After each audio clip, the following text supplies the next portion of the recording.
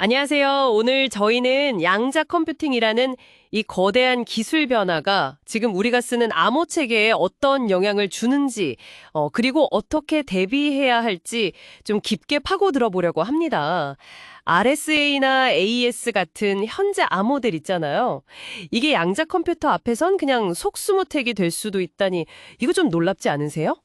네, 맞습니다. 쇼 알고리즘이라고 이 양자 알고리즘이 나오면요. 지금 쓰는 공개키 암호의 핵심 원리, 그러니까 소인수 분해나 이산로그 문제 같은 걸 아주 그냥 순식간에 풀어버릴 수 있어요. 이게 정말 심각한 보안 위협이 되는 거죠. 그래서 오늘 저희가 좀 여러 자료를 살펴봤는데요. 특정 프로토콜의 취약점을 분석한 논문도 있고요. 또 SK텔레콤 같은 기업들이 실제로 어떻게 적용하는지 뉴스 기사들, 그리고 미국 NIST의 표준화 동향 보고서, 그리고 양자 암호 기술 자체에 대한 설명 자료들까지 이걸 바탕으로 좀 이야기를 나눠보겠습니다. 네. 오늘 저희 목표는 이거죠.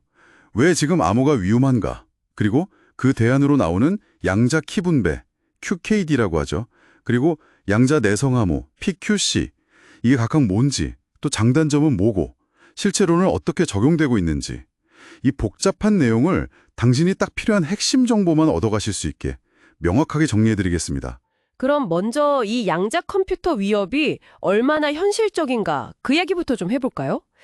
전문가들은 암호 해독이 가능한 양자 컴퓨터가 빠르면 20년, 늦어도 한 50년 안에는 나올 수 있다고 본다면서요. 네, 그렇습니다. IBM 자료 같은 걸 보면 미국 정부는 이미 2035년까지 국가 암호 체계를 전환하겠다고 목표까지 세웠어요. 이게 먼 미래 얘기가 아니라는 거죠. 와, 2035년이면 정말 얼마 안 남았네요. 그렇죠. 그래서 첫 번째 대응책으로 나오는 게 바로 양자키 분배, QKD입니다. 이건 근데 암호화 자체를 하는 기술이라기보다는 그 양자역학 원리를 이용하는 거예요. 예를 들어 광자 같은 거, 비달갱이요? 이걸 누가 측정하려고 하면 상태가 변해버리거든요. 그 원리로 해킹 시도를 바로 탐지해서 비밀키를 안전하게 나누는 기술인 거죠. 아하, 그거 마치 누가 엿들으려고 하면 바로 딱 걸리는 그런 특수한 비밀통신선을 까는 거랑 비슷하군요. 앨리스랑 밥이 BB84 프로토콜 이런 걸로 키를 주고받는데 중간에 이부가 끼어들면 광자 상태가 변해서 바로 들통나는 그런 원리. 네, 정확히 그거예요. 이론적으로는 그야말로 완벽한 보안이죠. 도청이 원천적으로 불가능하니까요. 근데 이게 이론처럼 항상 완벽하게만 작동하나요? 현실적인 어려움은 없고요? 물론 현실적인 제약이 따릅니다. 일단 지금 기술로는 광자를 보낼 수 있는 거리가 한 수백 킬로미터 정도로 좀 제한적이에요. 그리고 전용 광 섬유망이 필요하거나 중간에 신뢰할 수 있는 중계 노드가 있어야 하고요. 비용 문제도 있겠죠. 그렇군요. 또 다른 문제도 있는데요. 이게 완벽한 단일 광자, 그러니까 빛 알갱이를 딱 하나만 보내기가 기술적으로 어려워요. 그래서 실수로 두 개가 나가거나 하면 그걸 이용한 광자 분할 공격, PNS 어택 같은 것도 실제로 가능하고요. 공격자가 하나를 몰래 가져가도 모를 수 있다는 거죠. 그런 기술적인 허점도 있군요.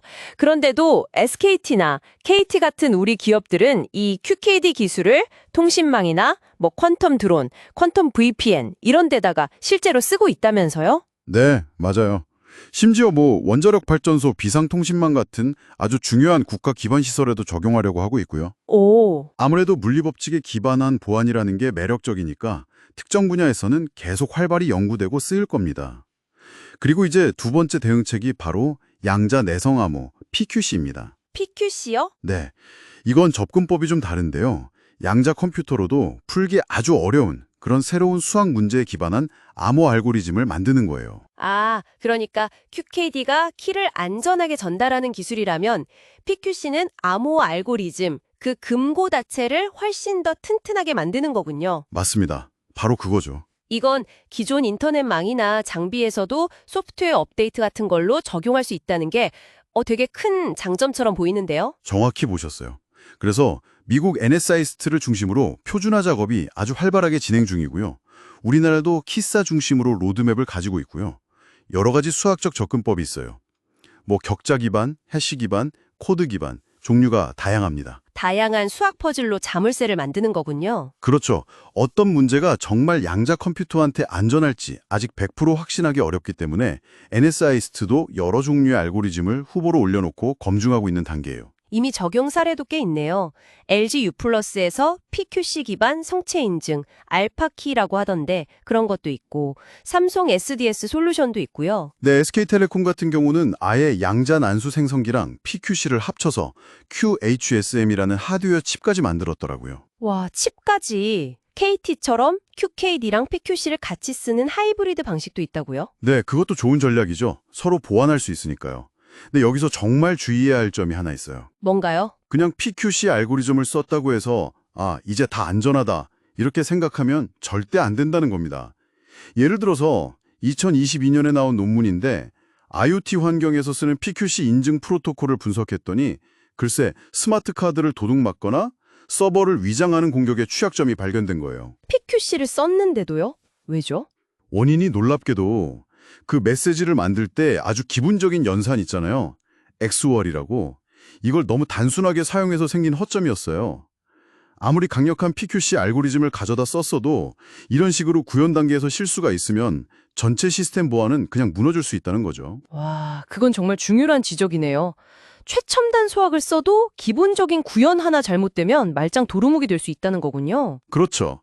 보안은 결국 가장 약한 고리만큼만 강하다는 말이 여기서도 딱 맞는 겁니다. 그래서 알고리즘 자체도 중요하지만 그 주변의 키 관리나 난수 생성, 프로토콜 설계 전반을 아주 꼼꼼하게 빈틈없이 구현하는 게 정말 필수적입니다. 네, 잘 알겠습니다. 자, 그럼 오늘 이야기를 좀 정리해 볼까요? 다가오는 양자 컴퓨팅 시대에 대비해서 우리는 크게 두 가지 축으로 대응하고 있다는 거죠.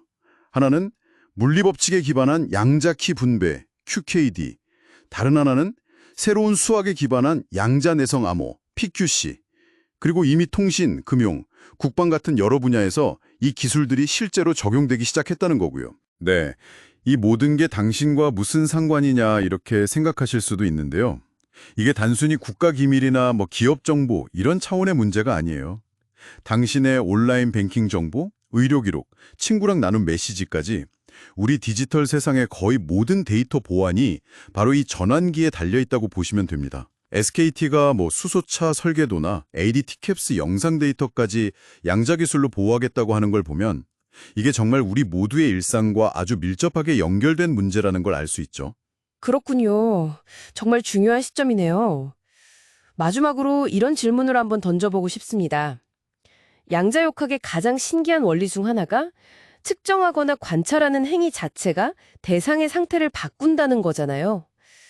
이게 단순히 데이터를 보호하는 걸 넘어서서 미래 디지털 세상에서 신뢰라던가 무결성 검증 같은 개념 자체를 혹시 근본적으로 바꿔놓을 수도 있지 않을까요? 어쩌면 우리가 지금 상상하는 것과는 전혀 다른 방식의 신뢰 시스템이 등장할지도 모른다는 생각 한번 해볼 만하지 않을까요?